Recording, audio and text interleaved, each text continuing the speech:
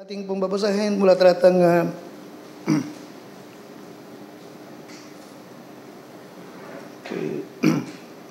mula talatang 12 hanggang 18, chapter 26 ng Genesis, and verses number 12 to number 18. Okay, nakatala po ninyo? Okay, 12 to 18, at magkaroon tayo po ng palitang pagbasa. And Isaac sowed in that land and received in that same year 100-fold, and the Lord blessed him.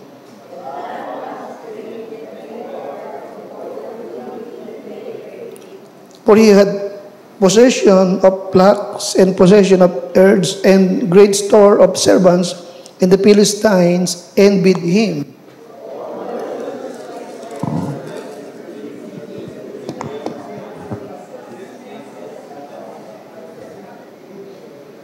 And Abimelech said unto Isaac, Go from us, for thou art much mightier than we.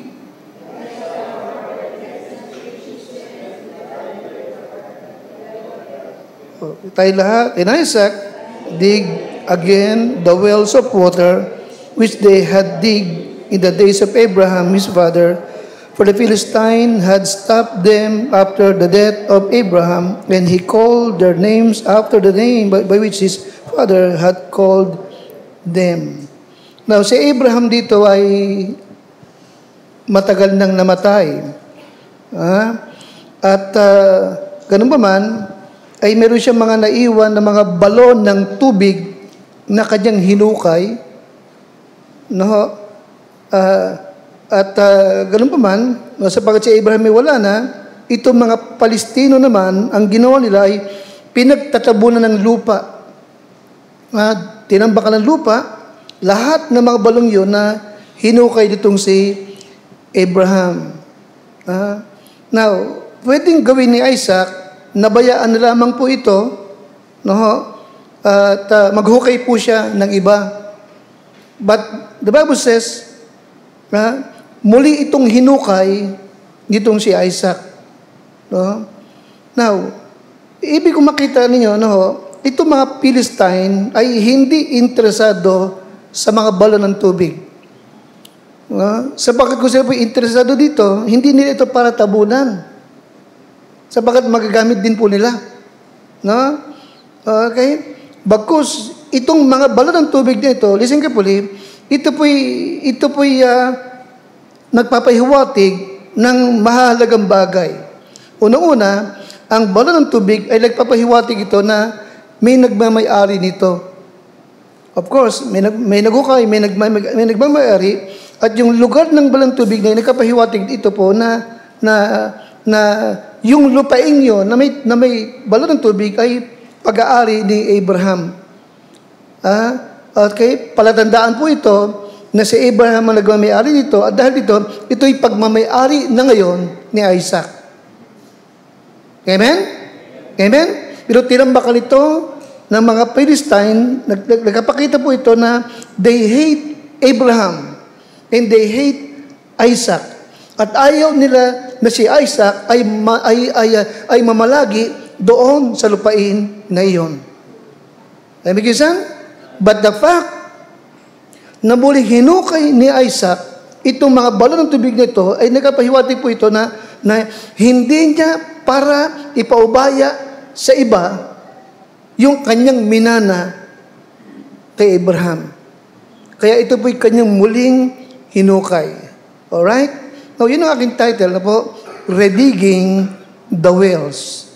Redigging the Wells. Now, again, ulitin ko, no? The Philistines understood na yung mga balong yon ay nangangahulugan na ito ay heritage ni Isaac. At ito ay sa Israel. Alright? At ito po'y minana nila, at ito po'y pagmamayari ng Israel. Dahil dito, determinado si Isaac to redig, muling hukayin yung mga balon na yun. Alright? But again, no, okay, pag hinukay niya, at wala siya, muling tatabunan ng Philistine. Nakanya po ako? Amen? Pero si Isaac, muli niya itong hukayin at muli niyang bubuhayin yung mga balon na yon. Alright? Yes. Isaac kept redeeming the wells, at hindi lamang niya ito hinuhukay, kundi bawat balon pala may pangalan. Nakati po? Bawat balon ng tubig ay may pangalan. At bawat pangalan, listen ka po ay si Abraham ang nagpangalan. Rehoboth, Beersheba, Esek, marami po ito. Alright? Okay? Tinatabunan ng Philistine, huhukayin ni Isaac. Tatabunan, huhukayin muli. Amen? At hindi binabagaw ni Isaac yung pangalan ng balon. Kung ano ang itinawag ni Abraham, yun din ang kanyang tawag. Amen, kisan? Now, sapagkat itong balon tubig ito, ay minanap pa niya kay Abraham, ang ibig sabihin, yun ay matandang balon na. Amen, kisan? Matandang balon na. Alright? Pero hindi para ito iwan ni Isaac. Hindi ito para isuko na lamang ni Isaac sa Philistine. Amen, kisan? Okay? Hindi siya para maghukay ng mga bagong balon. At pangalanan niya ng gusto niyang pangalan ayon sa kanyang kagustuhan. Hindi. Okay? Si Isaac ay determinadong muling hukayin yung mga lumang balon. Alright? Now, ano ang ipinapahiwatig nito sa atin? Ano ang mensahe ng mga old wells na ito ni Abraham na kanyang ipinamana kay Isaac? Of course, the wells of water, yung balon ng tubig ay naglalarawan, of course, number one, ng buhay, di ba? Life. Hindi ka pwedeng mabuhay ng walang tubig. Emigisan, life.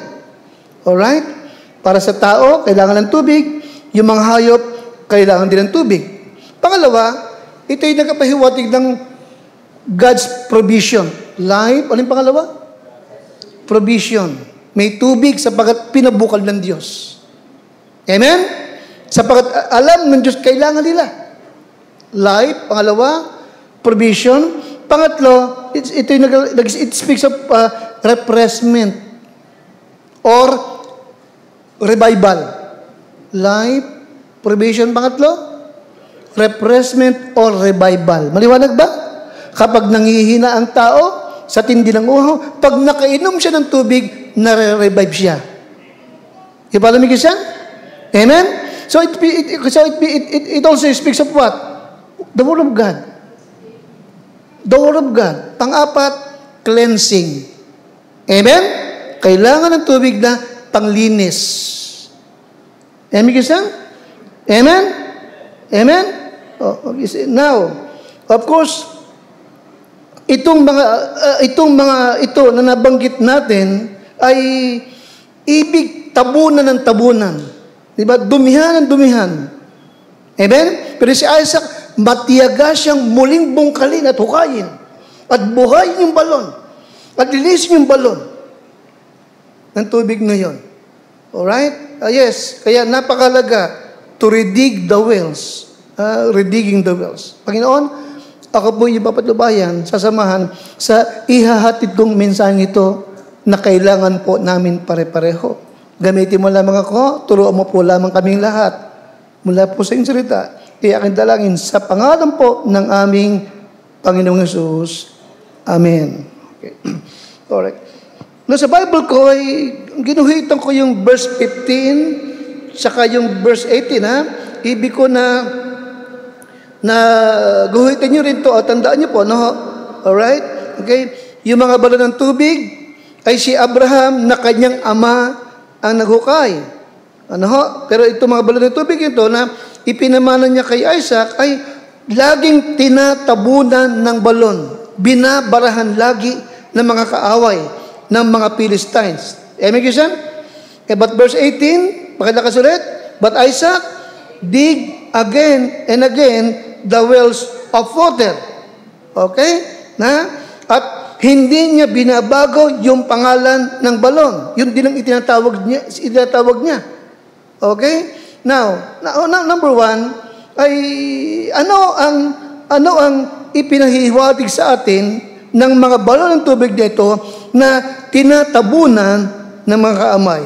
Yes, what these stop wells remind us. Dalawang bagay. Okay, dalawang bagay. Number one, it suggests the presence of the enemy. Okay? It suggests what? The presence of the enemy. Laging may kaaway na ibig niyang pahintuin yung tubig. Laging may kaaway na ibig niyang pigilan ang tubig. Laging may kaaway na ibig niyang dumihan itong tubig na ito nating iniinom. Are you with me, kapatid? Amen? Ephesians 6, verse number 11. Kaya anong bilin sa atin ng Panginoon? Be strong in the Lord. Amen? Ano pa? Magbihis kayo ng buong kagayakan ng Diyos upang magsitibay kayo laban saan? Sa lalang ng Diablo. Alright? Yes, Christian. Mula pa ng lumang tipan hanggang sa panahon nating ito ngayon, hindi ito mawala. Hanggang mag-rapture na yan, yung kaaway lagi nariyan. Amen, Christian? Lagi siyang nariyan. Nagbabantay. Naghahanap ng pagkakataon upang tayo ay kanyang sirain. Amen, Christian? Amen? Oh, yes, the presence of the enemy. Sabi ng verse number 12, okay, for we wrestle not against flesh and blood, but against principalities. Amen? Against what? Against powers. Against the rulers of the darkness, against spiritual wickedness in high places. So be strong in the Lord. Be wise. Be vigilant. Be sober. Alright? Lagi may kaaway. Amen? Naibig niyang takpan ng balon, tabunan ng balon. Amen, kisan? Ang kunin yung para ay para sa atin. Amen? Kung paano ito mga kaway ito, they hate Abraham, they hate Isaac, ganoon din yung ating kaway, they hate Christian. Alright? Laban sila sa church, laban sila sa Bible, laban sila sa lahat ng ating ginagawa. Secondly, okay, ito po nagpapalauna, the presence of the enemy. Pangalawa, it reminds us the purpose of the enemy. Na kung may kaaway, ano yung kanyang purpose? Ano ang layunin ng ating kaaway? Anong kanyang layunin? Ha?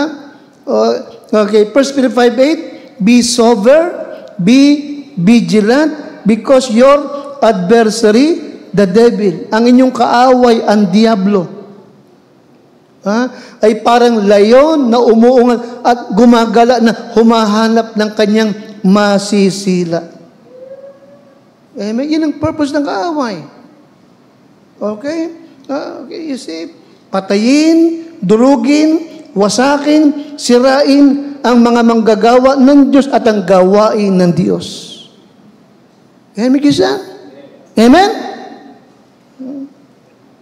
Okay, doon pag-isa na, bagamat alam nyo na, pero lagi kong ipapala, the devil is against Bible study. Nakuha po ako? He is against what? Bible study. Okay? Kaya, huwag tayong maging relax lang. Huwag. Talagang mahalaga na naroon lagi yung ating determinasyon. Sigasig. Pangalawa, he is against prayer meeting. Maliwanag ba? Maliwanag ba? Kaya, pasin niyo po, kapag Sunday marami, kapag Wednesday kakaunti. Nakikinig kayo? Sapagkat ang prayer meeting, ang pinakang power ng church. Okay? Ano pa? He is against soul winning. You follow me? Amen? Kaya kita nyo, ang unang-una laging nanghihina sa ministry, yung soul winning. Amen?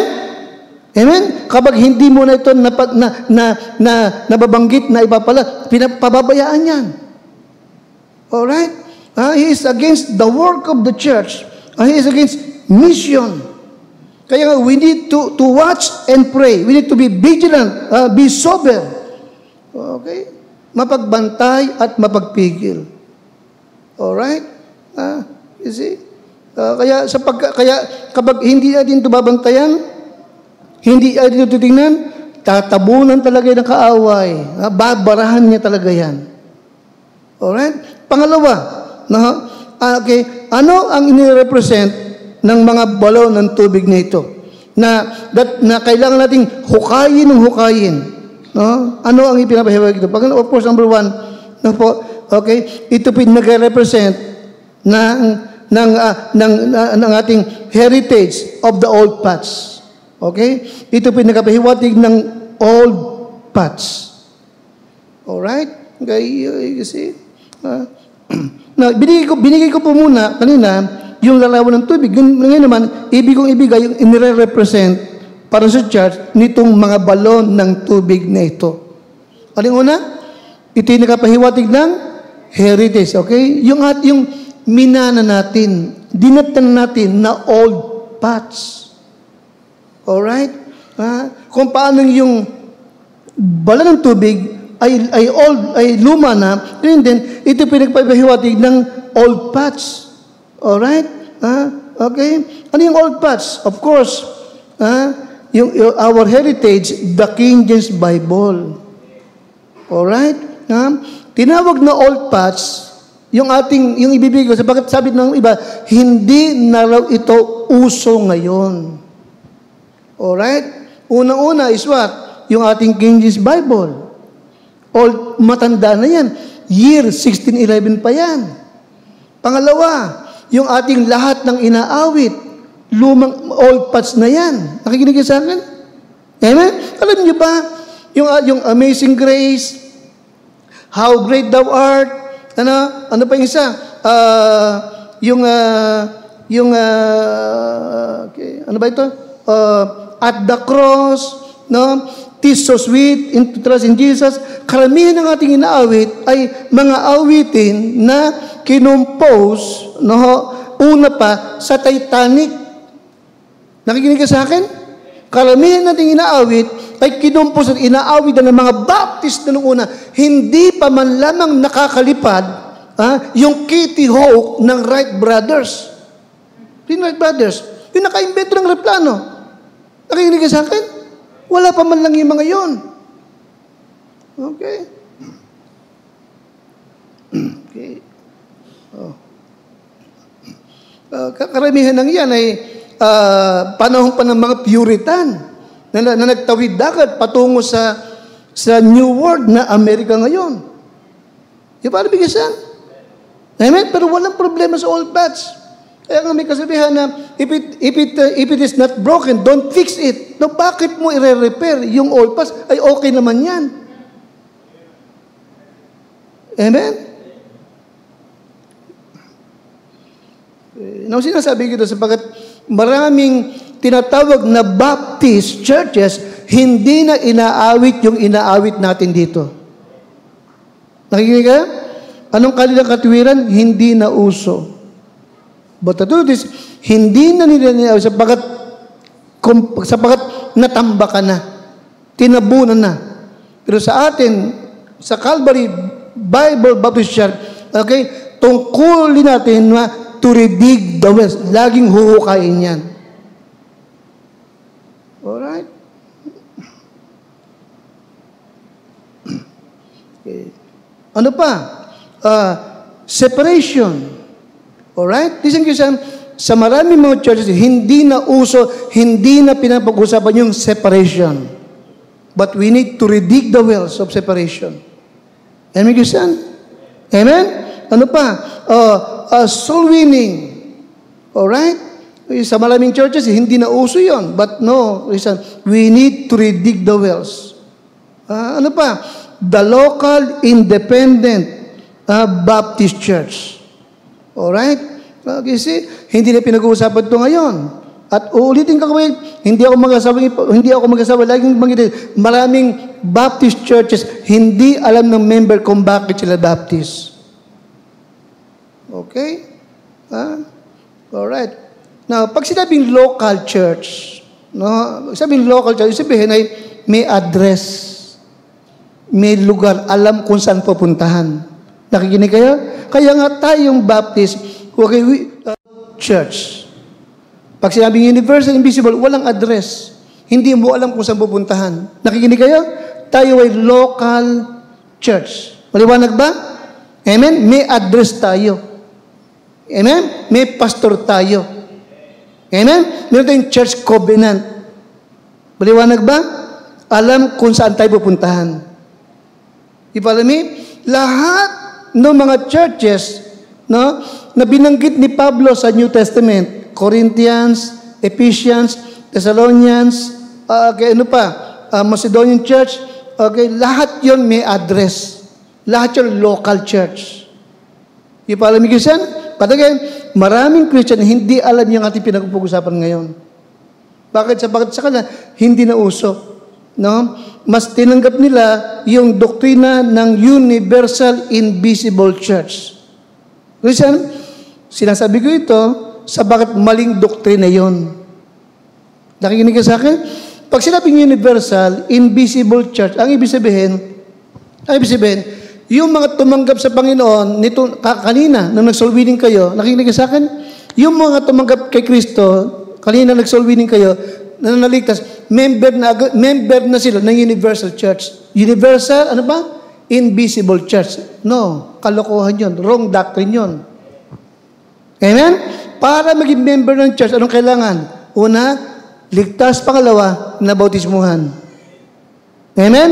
Ng Baptist pastor or ng itinalaga ng church na mag-baptize.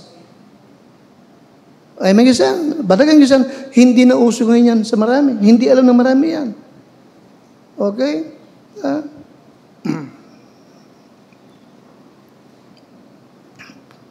Dumagisan, no?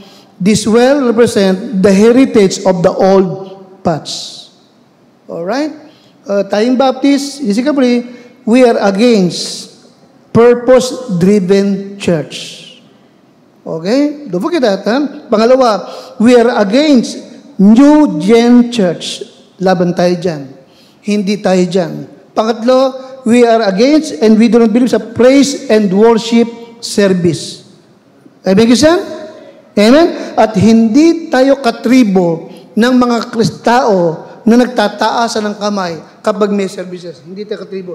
Sabagat ginagawa nila na hindi na malila naiintindihan kung anong ibig sabihin. Amen? Ang turo ng Bible, sa halip na magtaas ka ng kamay, lumuhod ka, magpakababa ka sa Panginoon. Are you with me, kapatid?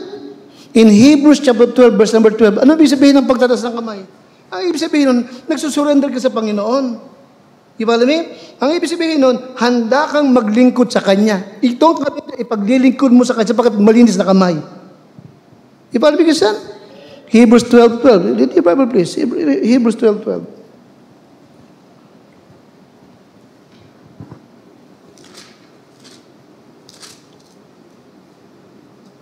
Alright, nandiyan pa kayo? Ready? Basa.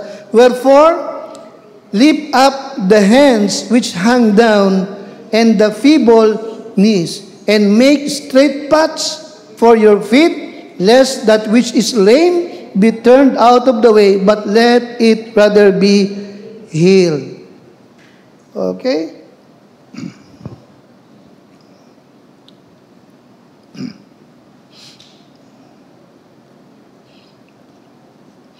Kaya nga sa halip na pabayaan na lamang ni Isaac yung mga balon, muli niya po itong hinukay. Okay?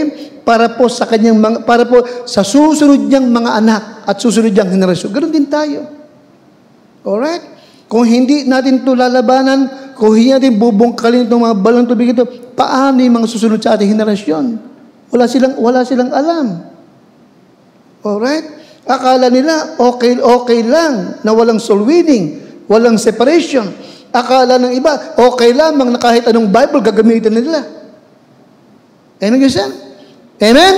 Kaya mahalaga is what? Redig the wells.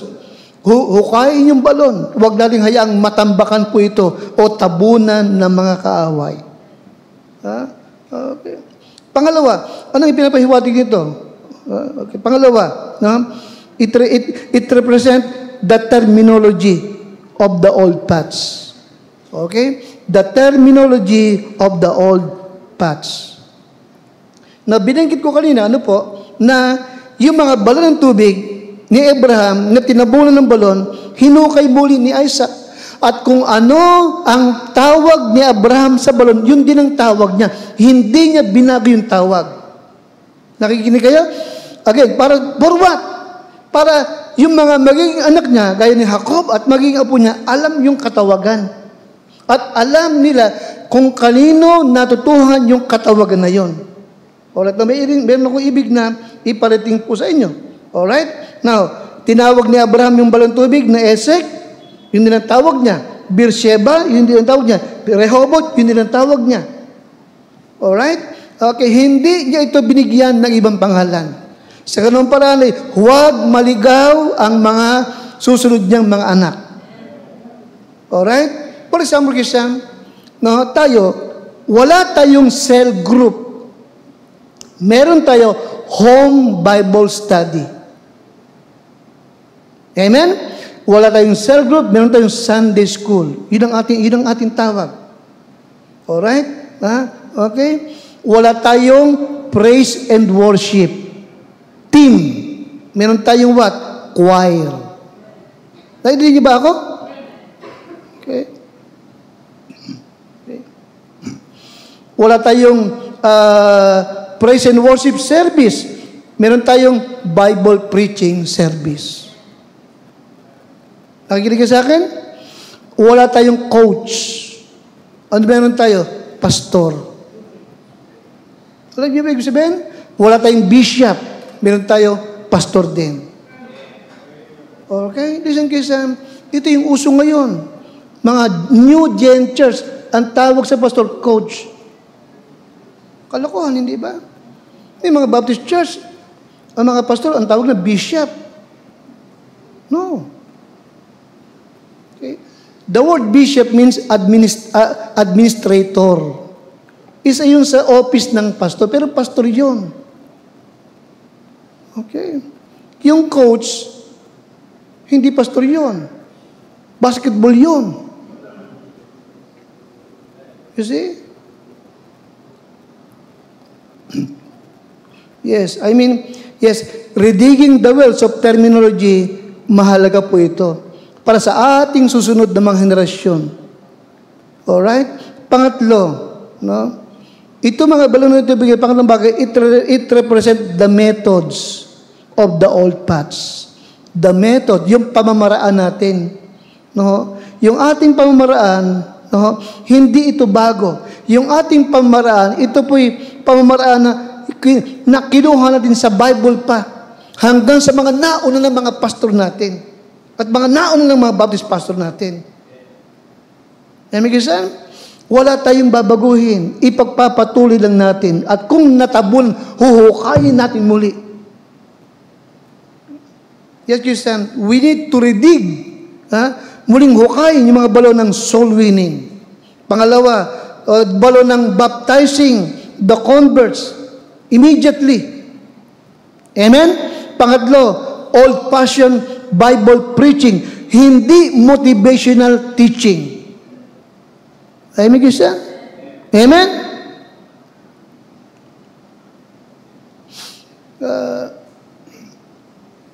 Ang kagandahan lang sa Landmark Baptist College, yung mga teacher, mga pastor, para ang produkto, pastor din. Okay? Kung ang mga teacher doon ay mga estudyante lang o kaya kung sino-sino lang, hindi ako magkapadala doon. Kaya kung yung mga men natin na pinadala, pag pinag-preach, kala mo nagle-lecture. Kaya ako ng lecture, gusto ko preaching. Amen? Amen? Preaching na may laman. Natututo yung membro. Nahahamon yung membro. Amen? Hindi yung dahil maganda lang. No. Mahalaga may topic, may gusto kang mangyari.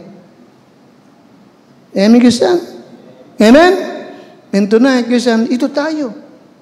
Alright? Ito tayo. Yung ating ginagawa dito, yung ating tinuturo, yung ating ito yung ipinangaral, itinuro ng mga naon na pa sa atin. Amen? Wala tayong inimbentong bago. Amen? Muli nating hinuhukay yung balon. Alright, ano pa? Okay, ano pa? The wells of old-fashioned Bible preaching. Ano pa? The wells of Sunday school. Ano pa? Okay, service 3 times a week.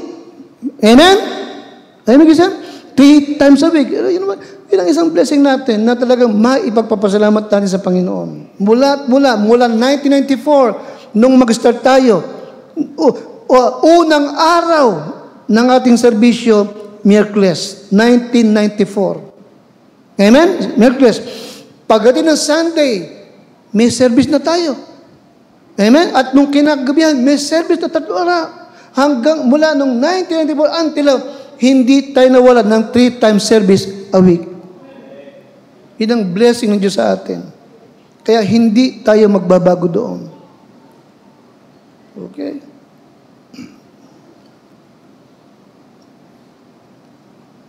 Now, our duty, na ipinakita po dito ni Isaac. In chapter 26, verse number 18, ano ating duty bilang Kristiyano at member ng Calvary? Number 1, to redig the wells. Ano yung number 1 duty natin? Redig the wells. Okay, hukayin lagi yung balon. Babantay natin, baka natatambakan. Amen? Baka nadudumihan. Okay? Redig the wells. Amen? Amen, Gisan? Okay. Sabi ng iba, bakit daw madaling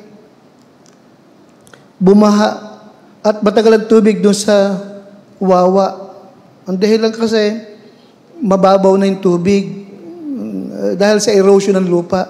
Dapat doon hinuhukay para lumalalim. Ganun din yung ating spiritual life. Mahalaga na habang tumatagal, lagi tayo nahuhukay para hindi tayo bumababaw. Amen, Gisan? Redig the wells. Mahalaga, laging naipapaalala sa atin yung old paths. Anong old paths? King James Bible. Anong old paths? Soul winning, evangelism. Anong old paths? Sunday school. Anong old paths? 3 times a week. Amen? Na-serve. Anong old paths? Separation. Anong old paths? Holiness. Amen? Yun yung old paths na hindi na uso at hindi na napag-uusapan sa maraming mga churches. Amen? Ano yung number 1 duty natin? Number 1, redig the wells. Pangalawa, clean the wells. Linisin lagi yung balon ng tubig. Amen? Para sigurado tayong malinis yung ating iniinom at malinis yung maiinom ng ating mga anak-anak pa. Amen? Walang halong maling doktrina. Pure ang doctrine. Simula't simula. Okay?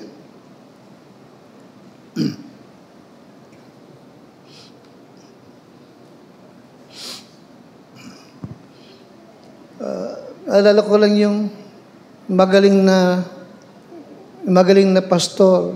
Dito sa Laguna yon. Pagpasok mo ng SLEX, ando siya. Magaling siya. Matanda na. Nauna pa sa akin yun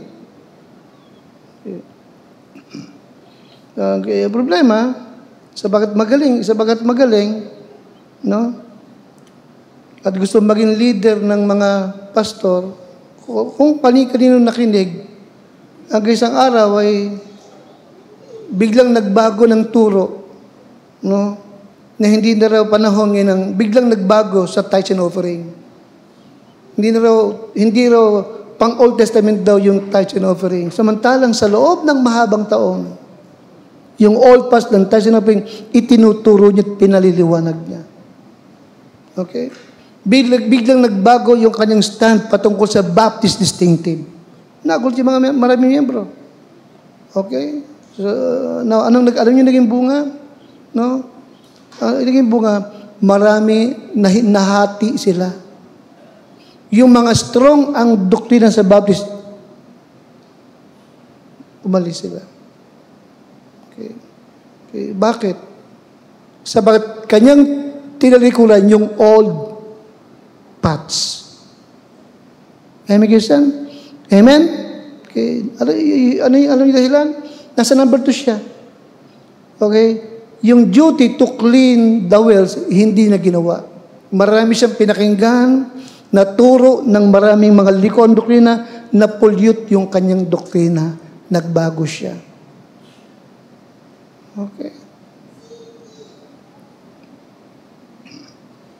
Kaya don't forget, our duty is what? Ano yung number 1? Redig. Laging huhukayin yung balon. Amen?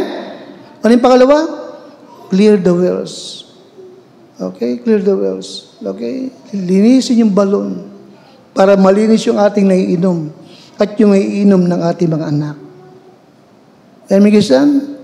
Amen? Sa loob ng maraming taon ng Calvary Bible Baptist Church, walang mali sa ating stand. Walang mali sa ating standard, sa ating paninindigan, walang mali sa ating doktrina, walang mali sa ating ginagawa, walang mali. Wala tayong dapat i-repair. Amen? Ang ating kailangan is what? Redig the well. Di pangalawa? Clear the wells. Amen? Para sa mga susunod pang henerasyon ng Calvary. Kung magtagal pa ang ating Panginoon. Amen? So tayo lahat ito, may manalangin. Panginoon, aming masalamat po sa